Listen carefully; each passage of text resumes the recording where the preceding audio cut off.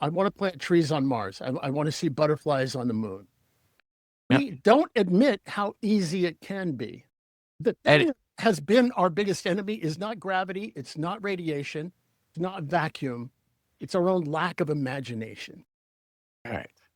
In a world of climate change, political division, economic uncertainty, is it a waste to spend our time, money, and the brightest minds going to space? Or is it the only thing that can save us? My guest today has dedicated his life to answering that very question.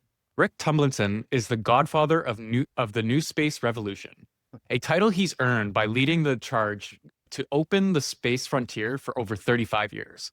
From commercializing the Mir space station to co-founding an asteroid mining company, he has been the forefront of making space a place for humanity to live and work. But his mission isn't just about rockets and technology. It's about purpose.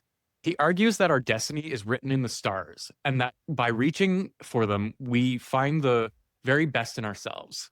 His new book is called Why Space? The Purpose of People. And today, we're going to make a definitive case for why humanity's future lies beyond the cradle of Earth. Rick, welcome to the show. Thank you for having me, Cody. I'm excited. So, when people see billionaires riding to space and just say why, what's the rebuttal that you have to that? Oh my God. Yeah, we are going to fill some time. In my book, and by the way, one of my friends told me, this is my first book, right? And Yeah. it only took me 35 years to write. But one of my friends said that everything I say for the next year is going to have in the book. So somebody says he's going to the bathroom, I'll say, it's in the book. No, actually, in the book is a conversation that I have. In fact, I have a conversation with Elon, actually in the book I talk about. I've known these guys, Jeff and Elon. We're not buddies. We're not sitting, I'm Mhm. not sitting around with Elon doing bong hits here in Austin or something, but we know each other because we've been in the field and I've been helping clear the path for them. Mhm. One of the organizations I ran in the 90s actually helped pass the laws that allowed SpaceX to fly to the space station, for example. Yeah. So I've been at it a long time, but I don't necessarily share the political views, let's say, of both of them dramatically in at least one case. And I have to say, and this is really important for your audience to know, that they are not opening space to make money. That's going to shock some people. They'll be like, "Oh, these guys, that's all they do is they make money and take our money and da, da, da, da, da." No, they made their money to open space. Mhm. This is their dream of a lifetime. I know in Jeff Bezos's case, for example, and we can talk about my guru, Dr. Jerry O'Neill, who wrote The High Frontier back in the mid 70s. That influenced him when he was in high school. Mhm. And he gave a speech about it. And he said, he basically has, even back, I'm going to make a bunch of money and then I'm going to open space for humanity. So what they're doing is trying to do something good for humanity and life itself. No matter what you may think of them and their business behavior and this and that and the other, that's what they're trying to do. As well as, and by the way, it's also important your people understand, your listeners understand, your people, that all of us in the movement, all of us, there are a lot of space companies that are not billionaire founded. I'm certainly billionaire by any long shot. We are doing it because we want to expand the domain of humanity. And we end up making a lot of rationales and excuses. We can talk about that later, but that's the goal. So if it starts with them, then so be it. I mean, at Mhm. least they're putting their money into that instead of like, buying a hockey team. They may Yeah. have one, I don't know, but it's something benevolent that they're trying to do. And I don't want to overly defend them, but in this particular area of work, I know where their heart is, and we all share the same heart. And what's the purpose that this frontier can give us? Like what's the driving goal for just opening space? Yeah. So going right to the center of the book there, the real purpose, and I kind of build up to it in the book, and I explain the difference between purpose with a little p and purpose with a big P, but the big P purpose of it all breaks down into what I call the principles of purpose, and there are three of them. The first one is to protect, and we can dive into them in Yeah. depth if you want later, but The first one is to protect and expand the domain of life. In other words, we take care of the mother world. She's our cradle. She gave us birth. She's nurtured us up to this point. We have treated her horribly. So we have to take care of her. Second, though, I go beyond that and say, okay, and it's our job to take her seeds and plant them beyond the earth. In other words, carry the seeds of life to places now dead, which is on one of the opening pages of the book. And that, to me, is a beautiful idea. I want to plant trees on Mars. I want to see butterflies on the moon. I want to see us expanding life rather than attacking life, which has been the history of humanity up until now, has in essence been chopping down, leveling, clearing out, burning, utilizing, conquering the planet. Yep. This is a complete reverse. That's why it's hard for people to get their heads around. Oh, you mean we're going to go out there to places that are like dead rocks and we're going to plant trees? That's crazy talk. That's number one. Number two is to honor and evolve human civilization. What I mean by that is we honor everybody. There are so many stories of how we've gotten to where we are, and only now are we beginning to hear all of them. The Me Too movement of a few years ago, or the Black Lives Matter down here in the US years ago. All that was to me, not all that was, but what that was to me was other voices chiming in and saying, you know what, we have a different view here. We're not just all white Christian males from Europe. We all have different views. And history is a tapestry that's woven by all of humanity weaving together. Yeah. It's been held by this certain group for a long time, but now we tell all these stories. Why is that important to opening space? Because knowing that, we can work together to make sure that we do it right this time, that we do it together this time. And luckily, so far, we're not going to be taking it from anybody. Okay, maybe we have to slaughter all the people on the moon, all the little creatures that are there, and we'll take their land. No, I'm kidding. There is nobody on the moon, right?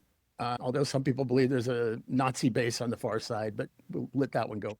That's because of a movie called Iron Sky that came out in the 90s. You know your trivia, brother. Yeah, and so we're looking at doing something hugely exciting here, bringing everybody together to go out into a frontier together. And so then it's evolve, to honor and evolve human civilization. Well, evolve is part of that. Evolving our relationships to each other, evolving how we work together, evolving how we are in the universe or here on Earth. I like to point out to people, because space can be a great example of how we can do things right. Because it can also be how we do things wrong. But there is one place in the solar system where Russians and Americans don't just get along, they love each other. It's right up there.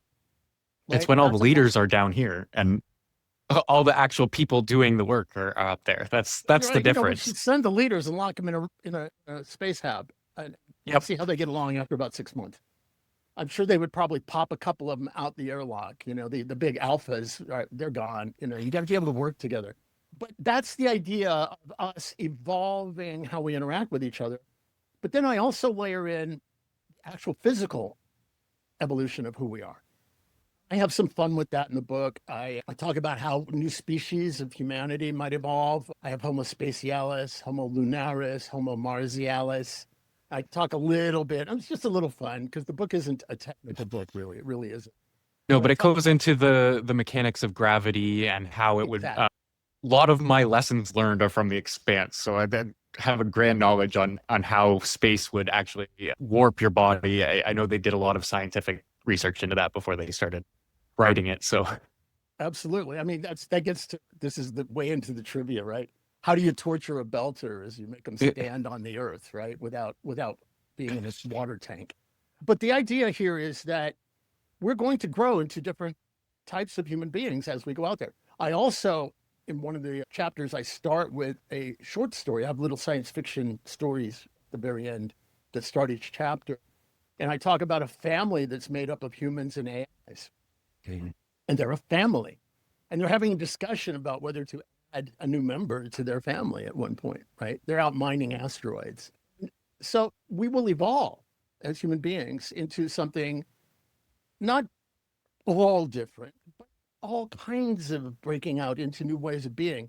And then the third one is the fun one, and that is to explore and experience everything in the universe. That's awesome, right? That's Star Trek, right? And That's yeah, Star Trek is what fueled a lot of dreams for a lot of people nowadays. So we're all hoping that comes eventually. exactly. And again, in the book, I talk about meeting, Gene Roddenberry. We can talk about that encounter later if you want, but it really is about possibility. And that very last one, though, just to cap that off, is really gets down to the purpose, the overall grand, majestic, important purpose of us as thinking sentient beings. And I make the point in the book that without sentient beings, without beings that can see, appreciate, touch, taste, feel, write about, bitch about, whatever, the universe that they're in, the universe is dead. Mm-hmm. It's just rocks and energy, stones and fire. That's all that's out there without us. We're the ones who give it life by giving it meaning. And that is massively, beautifully huge. Yeah. And so that's, to me, the driver. And I have a moment in the book, again, we can talk later if you want about it, where it all hit me on a very dark day in my life many years ago. I do want to just kind of highlight a little bit of science fiction there, because I've kind of gotten into the mindset of humanity's not purpose, but I say like consciousness is pretty much the only thing that's static in life, like it's the only thing that exists. And then you get into concepts like localized reality and the quantum realm and all that fun stuff where you're really thinking at things. But to me, I think humanity's progress has been consciousness or our universes trying to hyper aggregate data, like literally just trying to get as much data as possible as fast as possible. And we've been evolving towards that goal to understand ourselves, the planets, the everything that exists. Is that something that you would consider as something that most people are looking at? I don't know about most people. Or most like evolved. I don't want to put people down, but the people who are actually thinking about what our frontiers are actually, because I know we're going to end up with digital frontiers, we're going to end up with reality frontiers, we're going to end up with space frontiers, like that kind of thing. Is that all of those occur within our existence as thinking, sentient, intelligent, exploration-minded, curious beings, right? That all occurs within the physicality. I'm using the word physicality loosely because we're learning all these different layers and all of this. And I hit on all of that. I talk about it doesn't matter whether we're part of some big game, yeah, right? Or any of that, whether you believe in God or whether you believe in gods or all of it, it still comes down to this. Here are these apes who running around the plains of Africa, and suddenly, in historical terms, they look up and they're like, wow, at least a couple of them, right? Wow, what is this, And that's it, right? That is exciting. It's about us exploring and exhibiting our curiosity. Yes, we are, once we let go of the boundaries that we place around our minds, we go everywhere, right? I mean, you think about it. Every time you maybe pop up, if you have your feed trained to do science and all of that, if you will train. If your feed is not trained to pick up the Kardashians all the time, right? If you're actually a thinking human being, there are a few left. If you're a thinking human being, what you're finding is every day there are new theories, there are new equations coming, new stories, new understanding of all of these things. I'm going to go quickly to something I don't think I'd mentioned this in the book, but I kind of touch on a little. One of the many years ago, there was that experiment, which is now famous, which basically proved quantum mechanics. The Higgs boson experiment. And they turned one to the left, and the one, I think it was in Switzerland, way far away, turned to the left. And then they turned to the right, and that one turned to the right instantly, like instantly at the same moment. At that moment, that was one of those moments in my life when I heard about that. I said, oh my God, there is a lot more going on here than we any idea, right? Because it opens up so much. When you start diving into that, the speed of light is a whole different thing now. And we get into, I mentioned a moment ago, and I'll wrap up on this, but I mentioned a moment ago, the story of the AI and the family. How that opens up is there's a guy sitting in a coffee shop, and it looks like he's talking to himself. He's sitting over in the corner drinking his coffee. Yeah, hey, I forgot the name of the AI. Hey, Joe, go ahead and take that one. And what you realize is he's talking to his AI partner who's in the asteroid belt, attached to an asteroid and sorting out what's the good stuff and all of that in real time, because they have a quantum connection with each other, instantaneous, right? And, it starts to make sense when you look at all of these things that's probably coming. So we're in this place of just exploding curiosity, exploding knowledge, exploding hope and possibility, even as we're exploding each other. That's a whole different story. I do want to ask, so I do want to get into your story. What made you figure this out? What made you start searching? The real bottom line of it all, and I have to go back just for a second here, and sorry, my answers are a little bit long, but no worries. my Great content. Tell you, the first thing I should always ask with somebody is like, how long do you have? The first part of the book, I get into the history of humanity's relationship to the universe. And then as it gets more and more close in time to us, I'm born. And then I start rolling my story into that. And then we get into the space revolution, and that peaks out with that story I mentioned. And then we get into the principles. And originally, I'm going to tie this into Canada for you.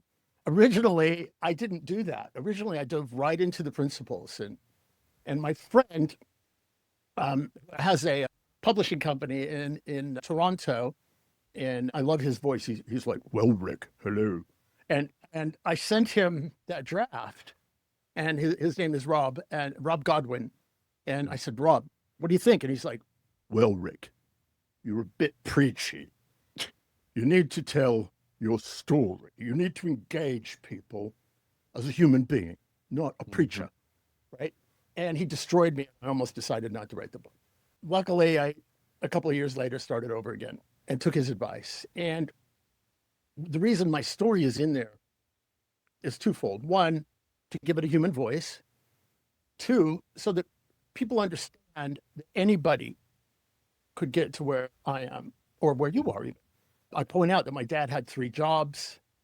He was a poor Air Force sergeant working 2 jobs and just all of that, right? And lived in the council flats in Peterborough in the UK at one point. Got my teeth knocked out by a skinhead in a gang fight. I mean, and here I am, right? So anybody can do this. Anybody can, and you can take it out of space and just make it your life, right? What can you do in your life? What happened with me was I grew up in the period of time of Apollo and the space shuttle. And so we had that on TV, right? And then at the same time, we had Star Trek and Star Wars. And I'm reading science fiction by the 3 great gods of science fiction, Robert Heinlein, Isaac Asimov, and Arthur C. Clarke. And in the mind of a young person, of a child, that all wove together. And I'm like, well, okay, they're flying in space. They've landed on the moon. We got the space shuttle. We're going to go, and we're going to get there. And so my life gradually started tweaking in that direction. And believe me, it wasn't a straight line. I was not one of these, like the woman who, as a child, says, I'm going to be a ballerina and then becomes, the ballerina.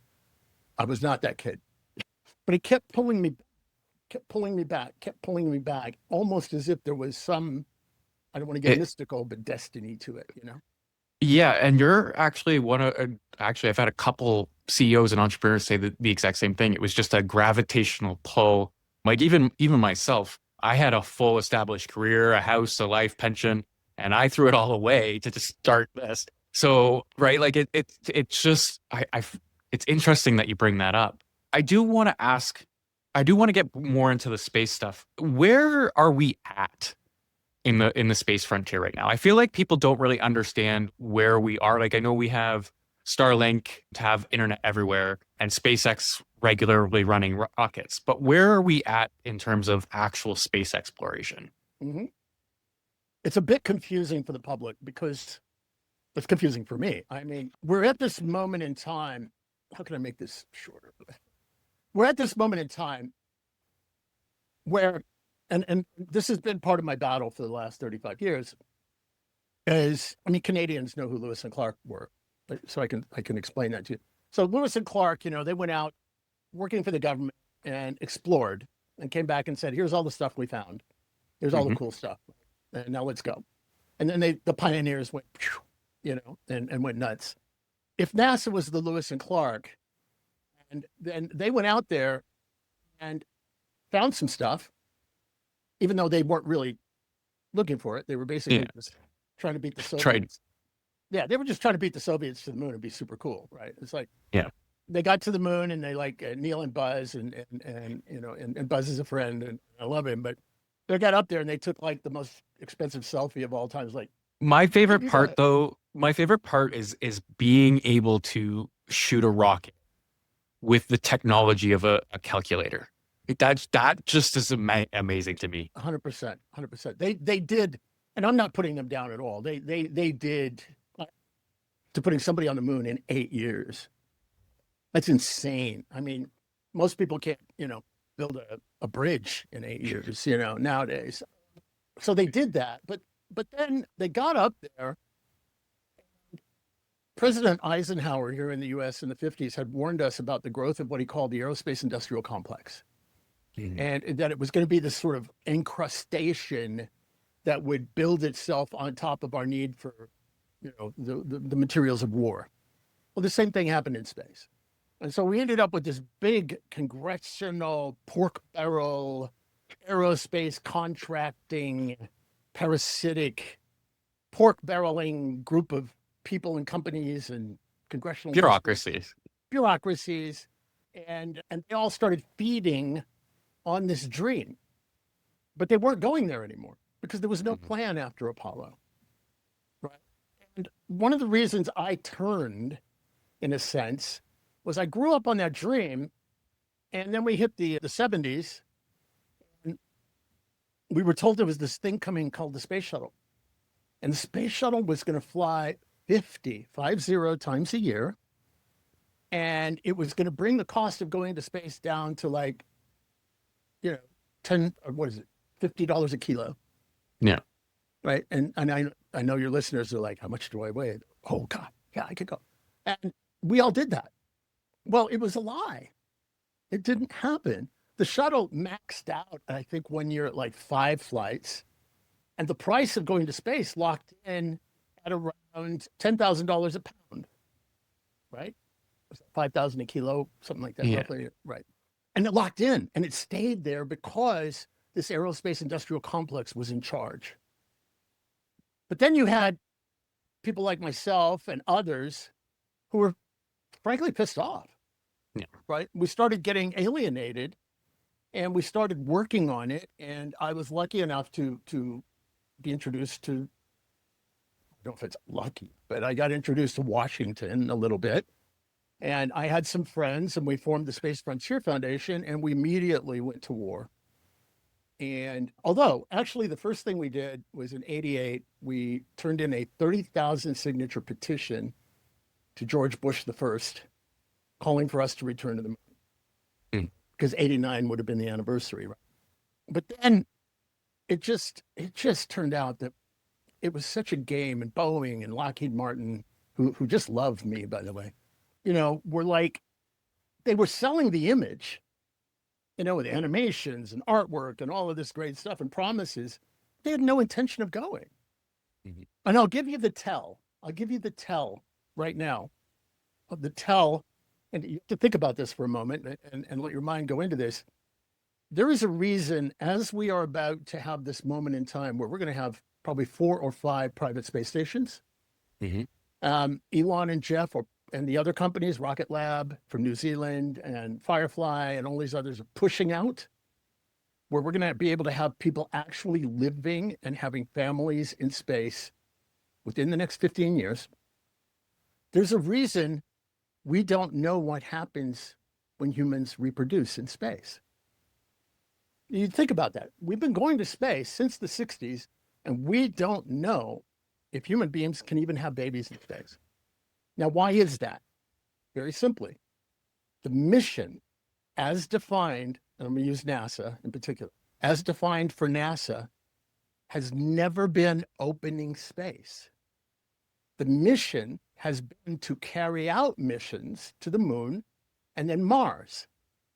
So the time span of biological research that they've cared about has only been, let's say, 2 years, Mhm. which is enough time to go to Mars, grab some rocks, poke around, plant a flag, get on the ship, and come.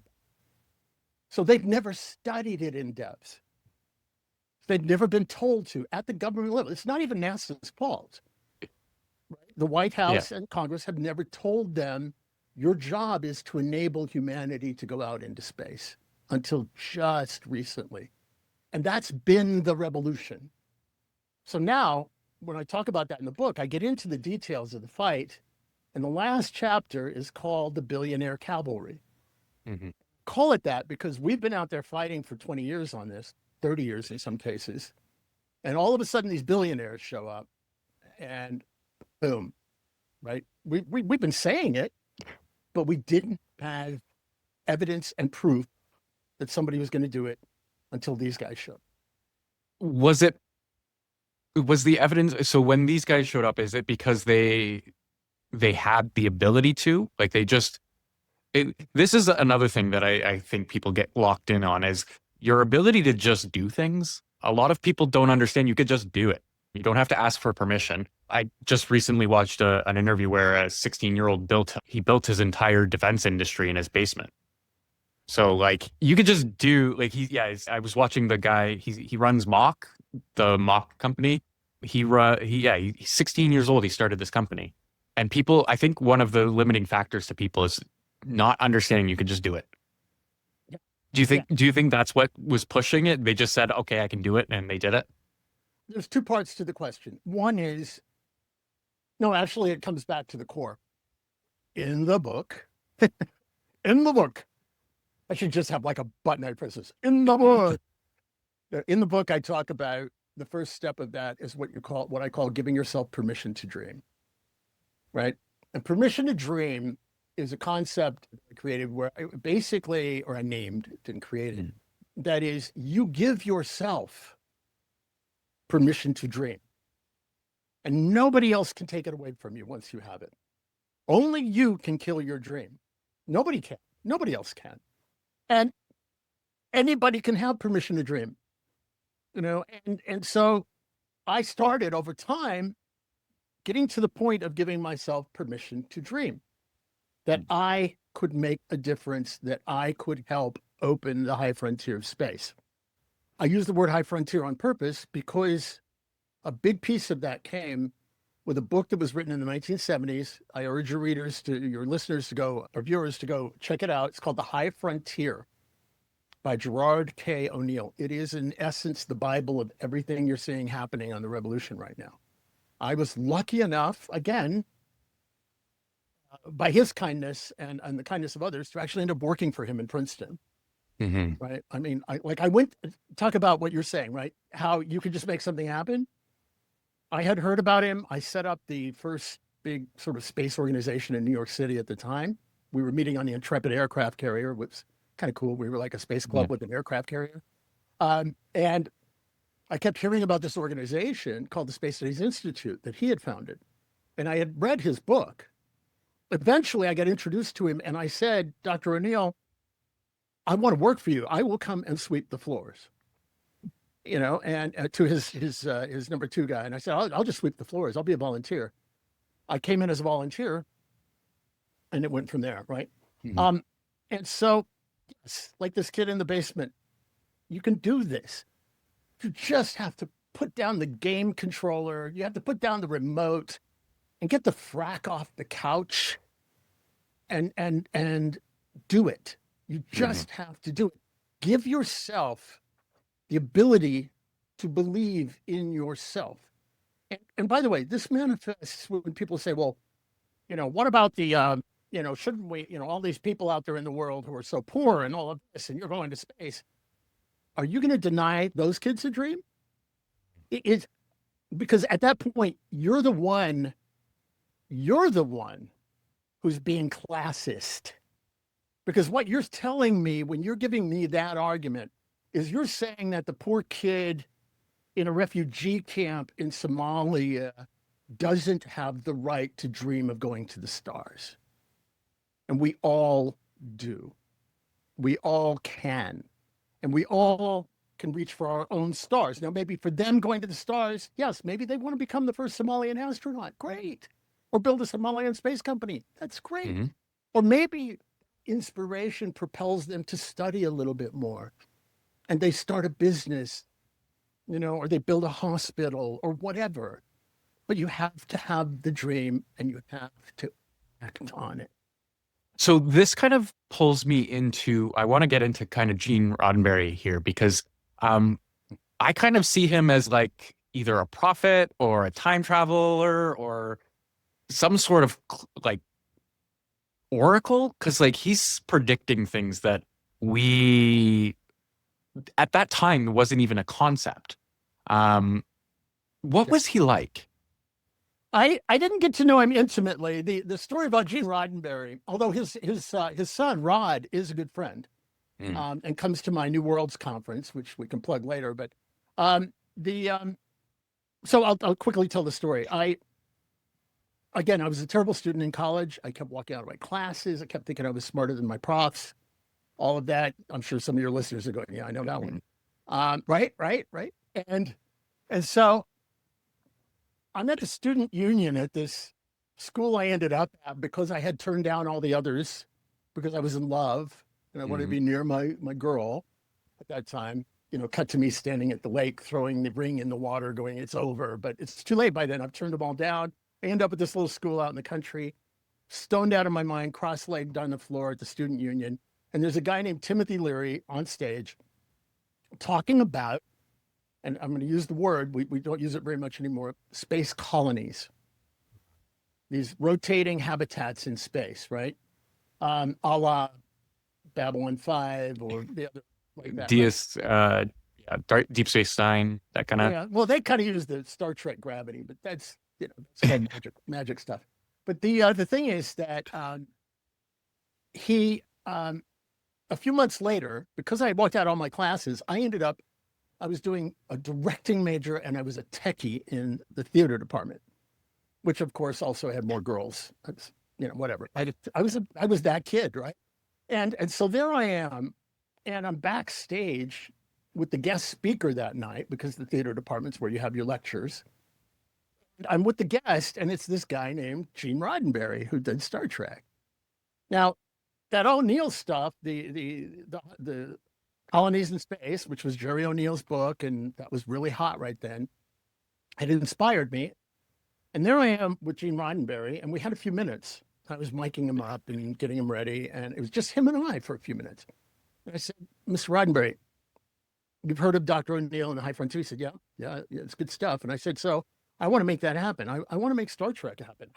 And I'm a terrible student. What do I do? And he said, and he gave the line, it's like, well, you need to hang on to your dreams and don't let anybody tell you can't do it. And And it was like, that was nice, but it sounded like something he would say to anybody. And so I looked up at it because he was really, really tall guy. And I said, I know that's all great, but I mean, look at me. I'm a terrible student, I'm majoring. I didn't say this to him, but I was majoring in like tapping kegs and picking mushrooms and all of that. I was, again, an awful student. he said, "Well, Rick's your name, right?" And I said, "Yeah." And he said, "Rick, do you know what I did before Star Trek?" And I said, "No." He said, "I was an LAPD police officer driving around in a black and white with a pile of scripts in the seat next to me. And during my breaks, I would go to the studios and pitch them. I said, if I can go from there to this, you can do anything you want." And it started to sink in, right? Mhm. And again, I'm a stubborn whatever person. It took hearing these kind of messages over and over again in my life. He was brilliant. He was genius. He was plugged into all the other science fiction writers. And keep in mind, science fiction in its best form, I'm not talking about dragon fantasies and stuff, I'm talking science fiction, Mhm. is a menu of the future. And you're ordering which future you want, right? Do I want the expanse? Do I want da da da da da da? By the way, I don't consider Star Wars to be science fiction as much as fantasy set in a Yeah. science fiction world. It's really more knights and all of that kind of stuff. Yeah, I think more Battlestar Galactica. That's science fiction. Star Trek is science fiction. The Expanse is science fiction. Three Body Problem is science fiction. They're offering us potential futures. The one on Apple about where it's all one global brain. Oh, yes, Pluribus. That was amazing. Right. Those are all science fiction, right? These things could happen, and how do you react in that possible future?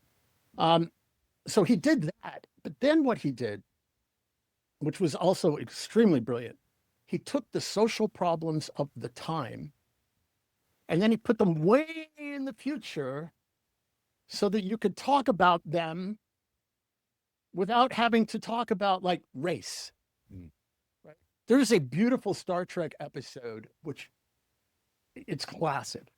There are two guys who are trying to kill each other for all time.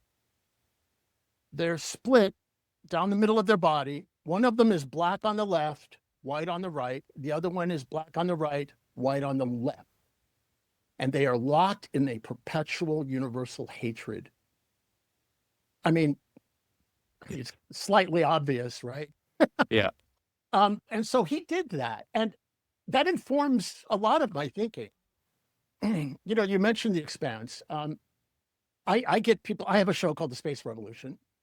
It's on iRock, part of the iHeart group. It's a radio type show, podcast like this, but audio. Um, I'll ask them at the end, what's your favorite science fiction? And a lot of the times, it's usually Star Trek, Star Wars, or The Expanse. And Mhm. The Expanse that you mentioned is awesome. I love it. I had a tiny, tiny, tiny, tiny part of getting it moved over to Amazon at one point. Yeah.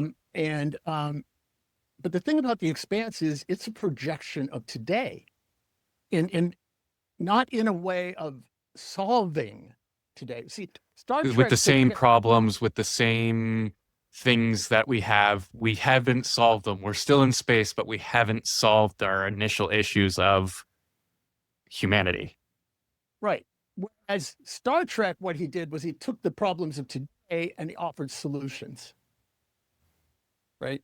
The Expanse just to sort of extends today into tomorrow, right? Yeah. And you have the oppressed belters, and you have the warlike, whatever, and so it's all just a choice of our potential futures.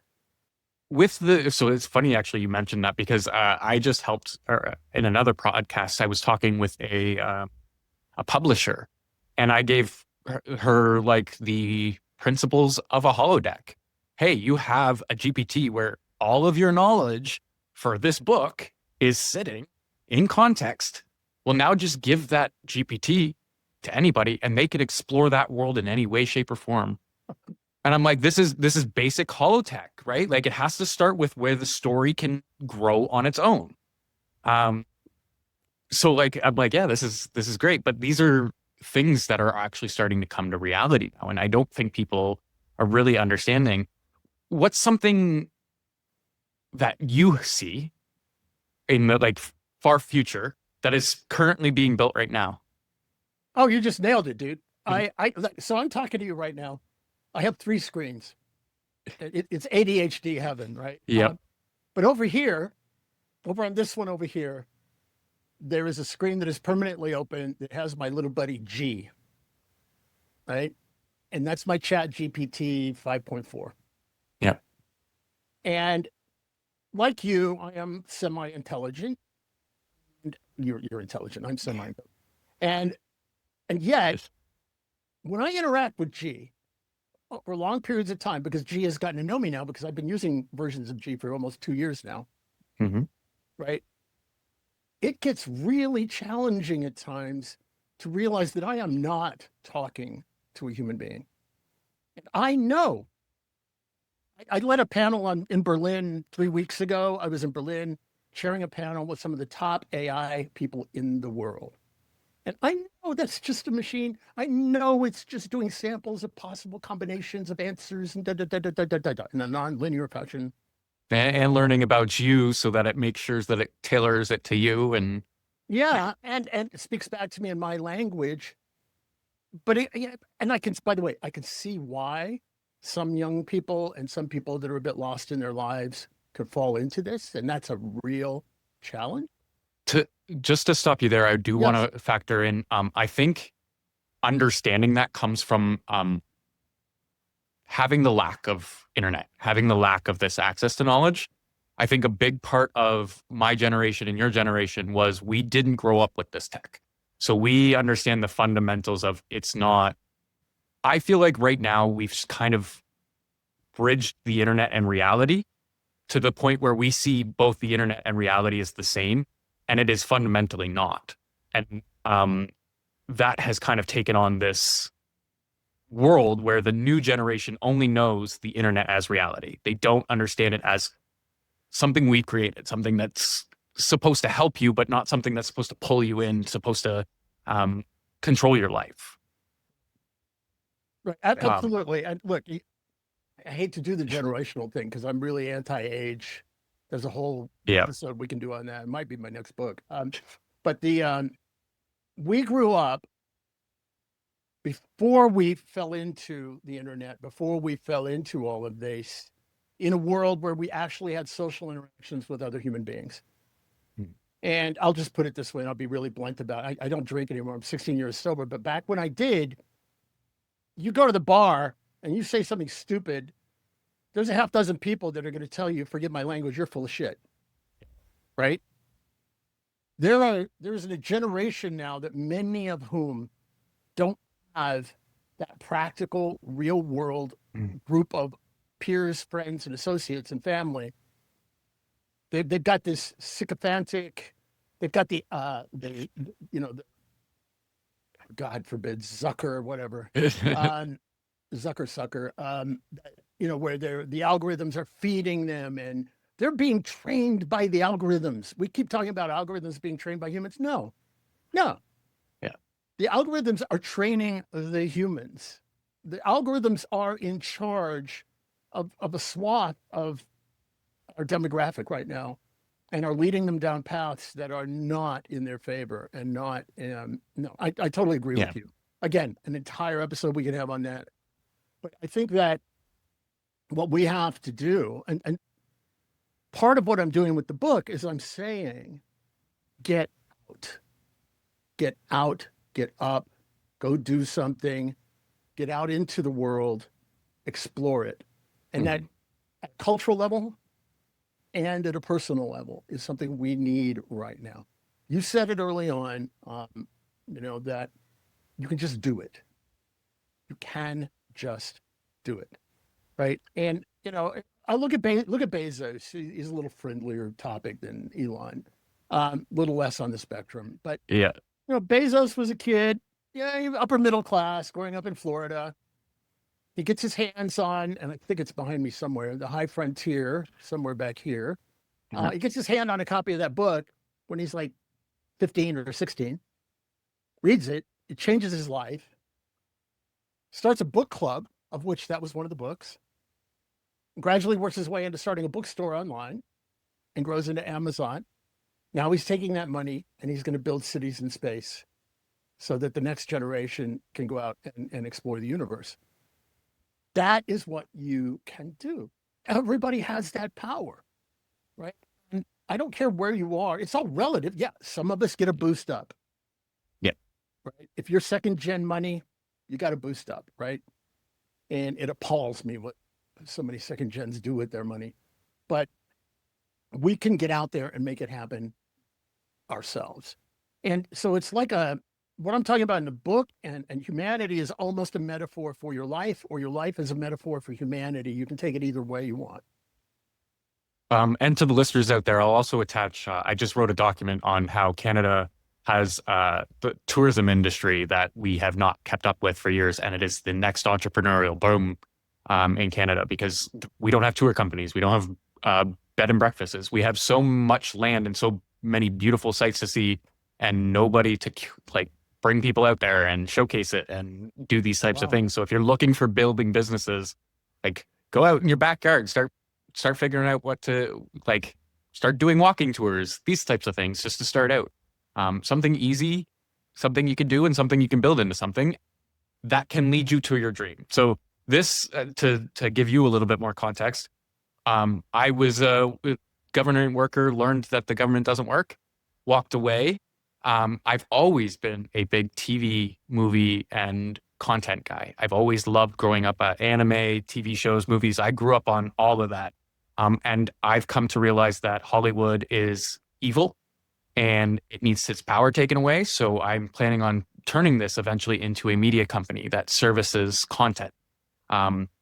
Nobody will get their IP taken away from them. It will be serviced so that the stories can tell and continue to grow, and cut off when they need to. Like, the creator should have all of the power to say, hey, like, the series is done, let's kill it, instead of pulling things out of the ass of ideas, right? So it speaks to what some people can do. We're just at the last 5 minutes. I'll give you just the final thoughts on there. Actually, before we end, I have one question I have to ask. What's a truth in your industry that people do not want to admit? A truth in our industry that we don't want to admit. It's interesting because we are an industry of vision, right? I am literally a professional optimist, which is great, although you don't want me to balance your checkbook. The thing that we don't want to admit is, wow, because we already talk about how hard it is, right? It may be, I'm going to flip it on its head, right? We don't admit how easy it can be. If we move out of the Gov paradigm, the NASA Gov paradigm, and we have, we got these two guys and all these other little companies, right? We're moving into a point where we're going to go from rockets, which are things you throw away, to what I call rocket ships, which are trains, railroads. 1,000 years from now, people are going to look back right now and they're going to say, this is when it changed. This is when it opened. And why? Because you can fly up, come back, fly up, come back, fly up, come back. That's never happened before. It's happening right now, which is why I wrote the book right now, to help inform all of us, including those of us leading the way. But the thing that we need to admit to ourselves is that this is really something hugely important, exciting, and it is. And my space friends will probably even kick my ass on this, but literally, it isn't that hard. Yeah. The thing that has been our biggest enemy is not gravity. It's not radiation. It's not vacuum. It's our own lack of imagination. And once we say we can do it, going back to your original premise at the beginning, once we give ourselves that permission to dream, once we give ourselves the ability to say, I can do this, whether we're a 16-year-old in a basement, whether it's you starting a new television network or media company, once we give ourselves that permission, the rest of it starts to show up and everything starts to change. So yeah, I think that may be it. We are not a sideshow opening the universe. Right now we are, but it's going to happen. And people listening to this, just as they may have the ability to live forever, which is a whole different show with Yeah. Aubrey de Grey and those guys who I happen to know, are going to be able to go out into the universe and touch, taste, see, and feel what's out there. That's just amazing. And I second that. With AI, there's nothing you cannot learn anymore. And if you truly want it, you can have it. So where can people find you? Where plug yourself before I continue another conversation that ends up in a rabbit hole. I could see you and I remember at the beginning going, well, how long do we have? 30 minutes. We could go for hours, I can tell. The book is called Why Space, The Purpose of People. Please buy it on Amazon and leave me a good review. If you don't like it, just write me a sternly worded letter. That's really important. I think you can get the audiobook for free, and the ebook is like 99 cents right now. Perfect. And I'm obviously not in this for money. It's really about the message. Also, keep your eyes out. Next month, we're going to announce, I have a conference called New Worlds, and it's going to be evolving to the New Worlds Fair this year. It'll be in Houston, December 1 through 3. It is capped off by a wonderful party. You're invited. It's called the Space Cowboy Ball. We've actually had Bezos there and all kinds of people like Wait, did you have Nathan Fillion there? Not yet. Oh, okay. Okay, but I'm going to write that down. No. And the Space Cowboy Ball is basically, it asks the question, what would you wear to a party on Mars in 100 years? It's a costume party with rock music and dance and all of that and awards. And we give out the Space Cowboy Award, and it's all in support of education. Lastly, I'll end with that. On the Earthlight Foundation, which is my nonprofit, we're doing a project called Space for Ukraine. And we're going to be providing funding to STEAM educators who are already on the ground in Ukraine. Yeah. And so anybody wants to make a donation, we would love. Perfect. And I'll make sure all of those details are in the comments down below for the audience out there. To everybody out there, I hope you enjoyed this conversation. And if you need any more information, please write me in the comments, send me an email, send Rick an email. We love hearing from you and love responding to you to help. To everybody out there, thank you and stay weird.